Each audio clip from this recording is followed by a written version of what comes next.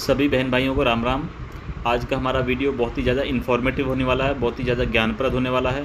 आज हम पढ़ेंगे पेड़ पौधों के विषय में कि पेड़ पौधे लगाना कितना लाभकारी है और हमारे लिए कितने आवश्यक हैं, और सनातन ग्रंथों में पेड़ पौधों को लगाने के विषय में किस किस प्रकार की बातें बताई गई हैं। जैसा हम सभी जानते हैं कि हमारा जो वनस्पति है, हमारा जो एनवायरनमेंट है, ये हमारे लिए अति आवश्यक है। और हमारे ऋषि मुनियों ने, हमारे जितने भी हमारे देवता हैं या हमारे जितने भी सनातन ग्रंथ हैं, सभी ने इनके विषय में बहुत सारी बातें बताई हैं। तो वो बातें हम किसी निजी व्यक्ति से न पढ़ के पुराणों से पढ़ेंगे, सनातन ग्रंथों से पढ़ेंगे। तो वीडियो थोड़ा सा लंबा हो जाए तो आप जो है पूरा देखें फिर भी, क्योंकि बहुत ज्ञानप्रद होने वाला है, बच्चों के लिए भी, बड़ों के लिए भी, सभी के लिए। तो यदि आप चैनल पर नए हैं तो इसे सब्सक्राइब जरूर करें और बेल आइकन दबाएं ताकि नई आने वाली वीडियोस आप तक पहुंच पाएँ, क्योंकि मैं केवल और केवल सनातन ग्रंथों के ऊपर ही, अपने सनातन ज्ञान के ऊपर ही वीडियोस बनाता हूं, अपना किसी प्रकार का निजी ज्ञान नहीं देता। तो आइए शुरू करते हैं। सबसे पहले पद्म पुराण से, पद्म पुराण में शुरू करते हैं। तो भगवान कह रहे हैं, अब मैं संपूर्ण वृक्षों को लगाने का अलग अलग फल कहूँगा। जो जलाशय के तट पर चारों ओर पवित्र वृक्षों को लगाता है, उसके पुण्य फल का वर्णन नहीं किया जा सकता। अन्य स्थानों में वृक्ष लगाने का जो फल प्राप्त होता है, जल के समीप लगाने पर उसकी अपेक्षा करोड़ों गुना अधिक फल मिलता है। अपने बनाए हुए पोखर के किनारे वृक्ष लगाने वाले मनुष्य अत्यंत फल के भागी होते हैं।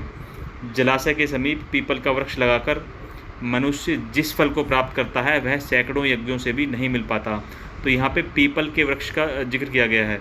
पीपल के वृक्ष के विषय में हमारे जो लोगों ने निजी राय बनाई हुई है या लोगों ने निजी ज्ञान के बारे में जितने भी बातें बोली गई हैं, उससे हमें ये पता चलता है कि लोग कहते हैं कि पीपल के पेड़ पे भूत और भूत वगैरह रहते हैं। पर यहाँ पे जो है पद्म पुराण में इसके विषय में क्या लिखा गया है, ये देखते हैं कि आगे हम पढ़ेंगे जब पता चलेगा। और हम पढ़ेंगे पद्म पुराण से भी, हम पढ़ेंगे गरुड़ पुराण से भी, हम पढ़ेंगे श्रीमद् भगवद गीता से भी, कृष्ण जी उसके बारे में क्या कहते हैं, अनेक जगहों से हम पढ़ेंगे। तो आप पूरा वीडियो देखिए, देखते हैं क्या लिखा हुआ है। प्रत्येक पर्व के दिनों जो उसके पत्ते जल में गिरते हैं, वे पिंड के समान होकर पितरों को अक्षय तृप्ति प्रदान करते हैं, तथा उस वृक्ष पर रहने वाले पक्षी अपनी इच्छा के अनुसार जो फल खाते हैं, उसका ब्राह्मण भोजन के समान अक्षय फल होता है। गर्मियों के समय में गौ, देवता और ब्राह्मण जिस पीपल की छाया में बैठते हैं, उसे लगाने वाला मनुष्य पितरों को अक्षय स्वर्ग की प्राप्ति होती है। तो ये हमें पता चला कि जो पीपल लगाता है उसके पितर भी हमेशा खुश रहते हैं, प्रसन्न रहते हैं। अतः सब प्रकार प्रयत्न करके पीपल लगाना चाहिए। तो हमारा पद्म पुराण कह रहा है कि हर प्रकार का प्रयत्न करके पीपल लगाना ही चाहिए। एक वृक्ष लगा देने पर भी मनुष्य स्वर्ग से भ्रष्ट नहीं होता। रसों के क्रय विक्रय और नियत रमणीय स्थान पर, मार्ग में और जलाशय के किनारे जो वृक्ष लगाता है, वह मनोरम स्वर्ग को प्राप्त होता है। तो यहाँ पे कह रहे हैं कि जल के किनारे लगाओ, रास्ते में लगाओ, और क्रय विक्रय की जो चीज़ें होती हैं, मतलब व्यापार जहाँ होता है, मतलब बिजनेस जहाँ होता है, मार्केट जहाँ होता है, जहाँ लोग आते जाते हैं, वहाँ पर भी हमें वृक्ष लगाने चाहिए। तो इससे स्वर्ग मिलता है। तो ये सृष्टिखंड का हम पढ़ रहे हैं। सृष्टिखंड और पीपल के वृक्ष के बारे में बताया हुआ है। जैसा हम सभी जानते हैं कि पीपल का वृक्ष 24 घंटे ऑक्सीजन देता है, ऐसा साइंटिस्ट बोलते हैं। तो साइंटिफिक रूप से भी बहुत बढ़िया है, और भगवान भी अच्छा बता रहे हैं कि इसके विषय में कि इससे स्वर्ग भी मिलता है, इससे हमारे पितर भी खुश रहते हैं, और इसको सब जगह लगाना चाहिए। 24 आवर्स ये जो है ऑक्सीजन देता है। बहुत सारे पौधे दिन में ही ऑक्सीजन देते हैं, लेकिन पीपल 24 आवर्स देता है। तो आगे पढ़ते हैं। ब्राह्मणों, पीपल के वृक्ष की पूजा करने से जो पुण्यफल होता है उसे बतलाता हूँ, सुनो। जो मनुष्य स्नान करके पीपल के वृक्ष का स्पर्श करता है, वह सब पापों से मुक्त हो जाता है। जो बिना नहाए पीपल का स्पर्श करता है, उसे स्नान जन्य फल की प्राप्ति होती है। अश्वत्थ के दर्शन से पाप नाश और स्पर्श से लक्ष्मी की प्राप्ति होती है। उसकी प्रदक्षिणा करने से आयु बढ़ती है। अश्वत्थ वृक्ष को हविष्य, दूध, नैवेद्य, फल, धूप, दीप आदि अर्पण करके मनुष्य स्वर्ग से भ्रष्ट नहीं होता।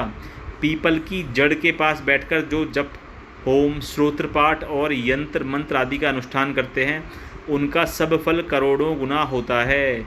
जिसकी जड़ में श्री विष्णु, तने में भगवान शंकर और अग्रभाग में साक्षात ब्रह्मा जी स्थित हैं। अरे वाह, कितनी ज़बरदस्त जो है इम्पोर्टेंट लाइन है। जिसकी जड़ में भगवान विष्णु, तने में भगवान शंकर और अग्र भाग में साक्षात ब्रह्मा जी स्थित हैं। और लोग हमें क्या कहते हैं कि भूत प्रेत होते हैं पीपल में तो। और पद्म पुराण कहता है कि इसकी जड़ में जो है साक्षात विष्णु जी रहते हैं। इसकी जड़ में साक्षात विष्णु जी रहते हैं, तने में भगवान शिव रहते हैं और अग्र भाग में ब्रह्मा जी रहते हैं।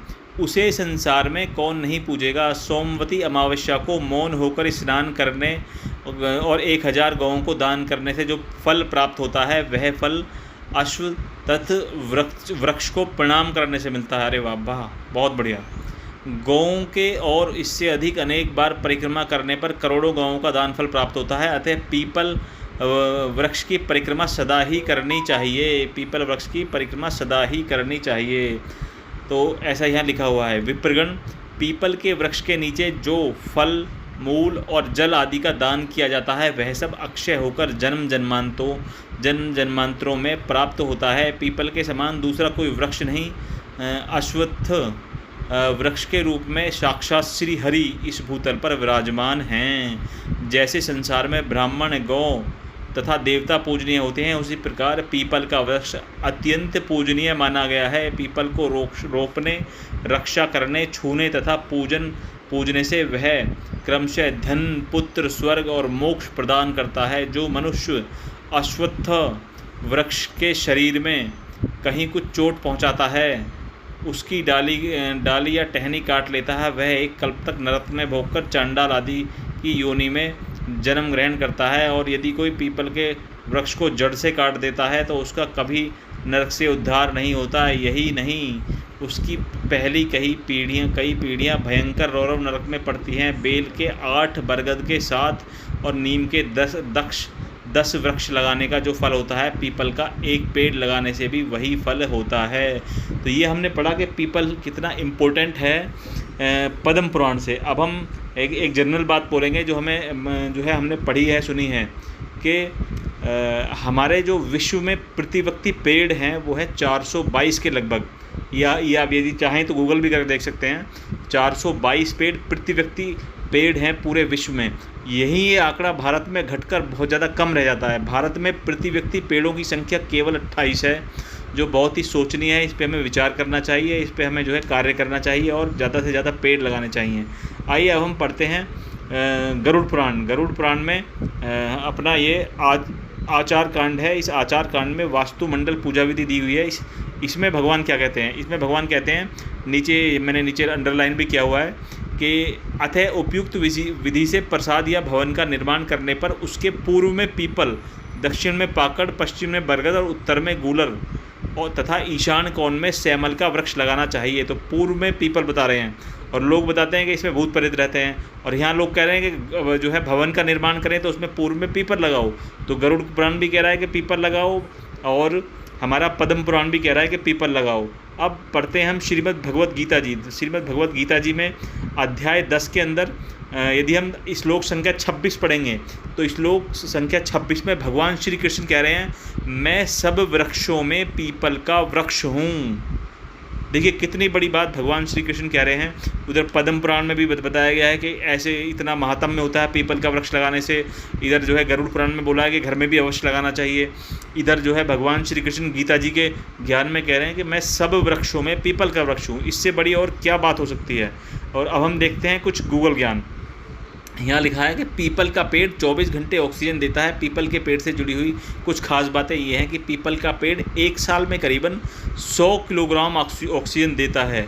अभी हमने देखा कोरोना में लोगों को ऑक्सीजन की कमी हो गई थी, लेकिन जिनके घर के आसपास पीपल का वृक्ष था वहाँ पे ऑक्सीजन की मात्रा बहुत अच्छी थी। पीपल के पेड़ को घरों के आसपास लगाना फ़ायदेमंद होता है। पीपल का पेड़ बढ़ते प्रदूषण को रोकने में मदद करता है। पीपल के अलावा नीम, बरगद, तुलसी जैसे पेड़ भी काफ़ी ऑक्सीजन देते हैं।